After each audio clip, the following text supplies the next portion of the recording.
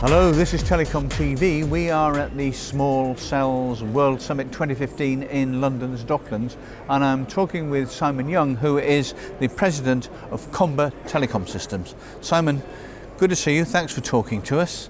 Let's begin at the beginning with small cells. I know you have certain views on which this will come to in more detail in a moment, but small cells have been around for a while, to say the least, and they've gone through several iterations and changes and adaptations.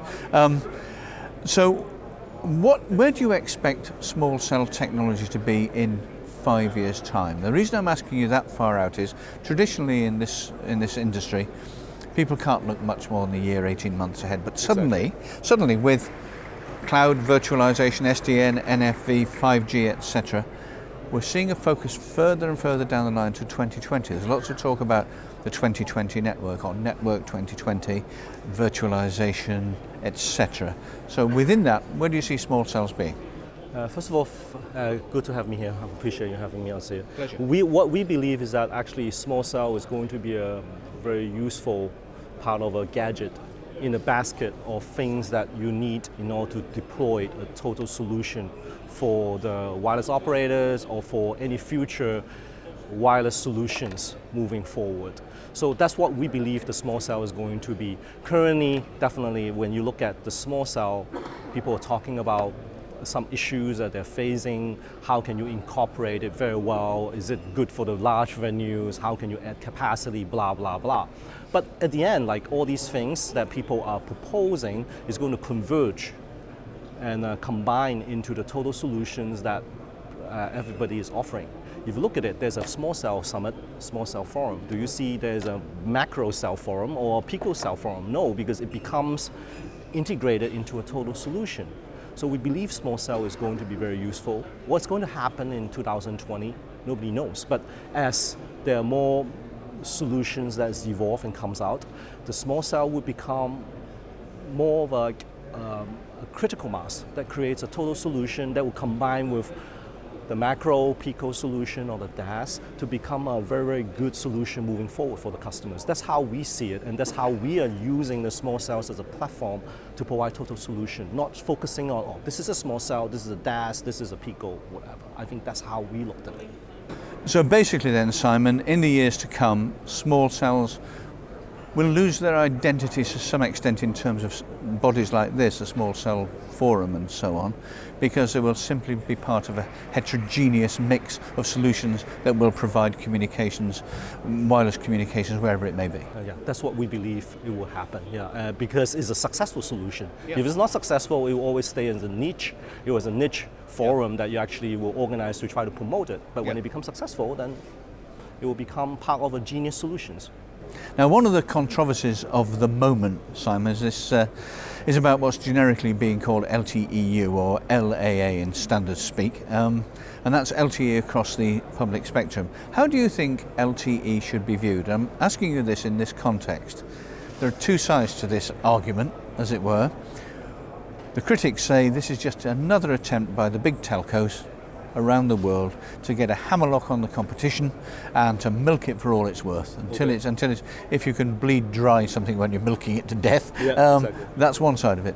The other side of the argument is that people say, well, you can understand why the operators want to get hold of this, but in the end and eventually it's going to be a very valid, user-friendly method of aggregating data to provide a better service to users. Now, which side of the fence do you sit on? Are you in this field, are you in that field, or are you on the fence in the middle?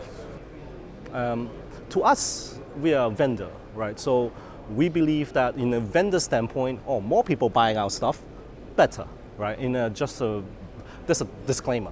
Yeah, but if you look at it from an objective standpoint, I think there are different protocol or technology to transmit to the customers. Currently on the unlicensed spectrum is more Wi-Fi. Right.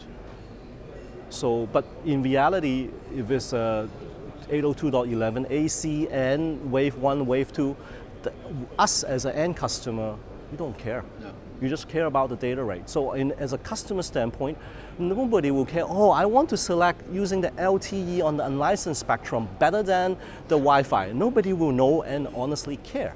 So I think in a way, the operator definitely is trying to push to have more spectrum. But when they actually do that, they also risk a floodgate in which there are other new entrant greenfield coming in using the LTE, which is a standard protocol for the world, on the unlicensed spectrum to compete with them. So there are also operators, wireless mobile operators, that are for and against it. So we think that it's just a technology. It seems like a reasonable idea for someone to bring it up. Definitely the Wi-Fi protocol and the LTE protocol is different. The Wi-Fi is more friendly, in which it actually will yield when there's interference. LTE is designed as a spectrum that is licensed. So how can you play this game and how to make it more friendly, and so that it won't everybody yelling louder and louder, in which it doesn't work at the end, to something that can share something that is free and unlicensed is something that I think has to work out moving forward. But to us, it's a protocol, right? It's more like the policy of the government of how they use the unlicensed spectrum. That's actually even more important, which is for the good of us.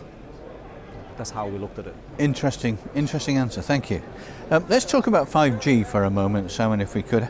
How important, given the context of what we've been saying, and that small cells will be part of a heterogeneous whole in the future, how important are small cells going to be to 5G in terms of its ubiquity? The simple answer is it's important.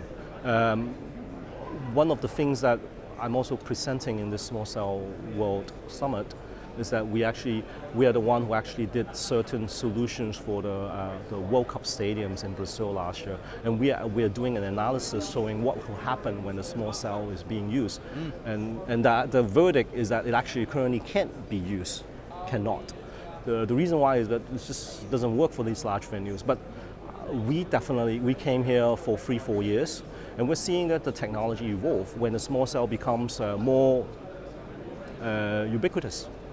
That means it can support multi-disc, multi-operator, that and that. Then it will become a mass solution, and it will become, as I said earlier, a critical mass, which will be one of the genius solution in the basket to fit into the various needs. We deploy a lot of small cells, and we see that that's definitely a space that can fit, that actually small cell is very cost effective. But we are looking at it, we are not trying to say we're small cell for everything. No. Right? Small cell is used for this group of solution requirement now. It's a tool you pick up and use for a certain. Exactly. And then moving forward, you can address more and more things.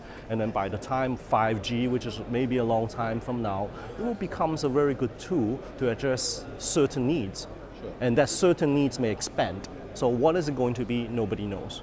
Okay. Final question to you, which is about your company, Comba. You're a wireless infrastructure provider. And you work in the mobile space and the enterprise space. What do you perceive right now as the difference between those two things, the mobile and the enterprise? Who's demanding what where? It really depends on the geographic requirement. Like in the North American market, and also in UK per se, if you count on whole Europe, UK per se, there are a lot more focus on enterprise. In the rest of the world, the operators are mainly focused on the public solution, and the enterprise is something that they offer as an enterprise package, but they don't offer a lot of add-on solutions. And in North America and the UK, a lot of operators may offer special solutions, and even the enterprise may pay for a solution. We see that is very interesting, but different regions are having different requirements, and you just have to provide a total solution. It's very hard to just be a product offerer or offering that is saying, hey, this is your product, you go and use it. We see more and more from the operator standpoint to the enterprise standpoint that you cannot be saying I'm a small cell vendor or I'm actually a Wi-Fi vendor, and you separate all these. Right. The customers from the enterprise standpoint or from the operator standpoint both are asking for an integrated Hetnet, heterogeneous solution, and that's where we see is converging moving forward. It doesn't matter if it's enterprise or if it's operator business. They need multi-dimension solution, from features to the customer to Wi-Fi plus small cell plus DAS kind of solutions. Interesting answers to some good questions. Not that I'm saying my questions are that great, but some very interesting answers. So, Simon Yeung, thank you very, very much indeed. Thank you very much for having me.